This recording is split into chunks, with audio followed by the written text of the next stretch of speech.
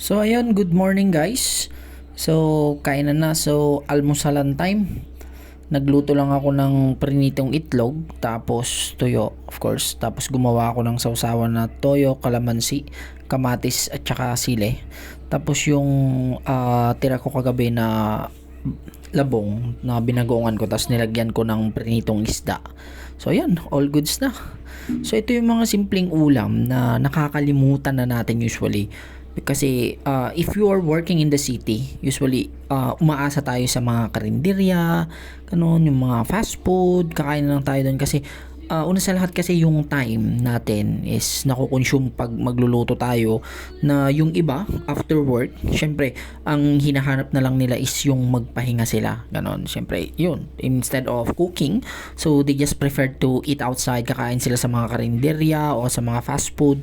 Pero for me, kung nagtitipid ka or gusto mo ng mas healthy foods na mga pagkain, mas much better pa rin na magluto ka kahit paminsan-minsan. Same like me. If I have a time, nagluluto ako palagi para makatipid na rin, of course. Tapos maluto mo yung mga gusto mong ulam.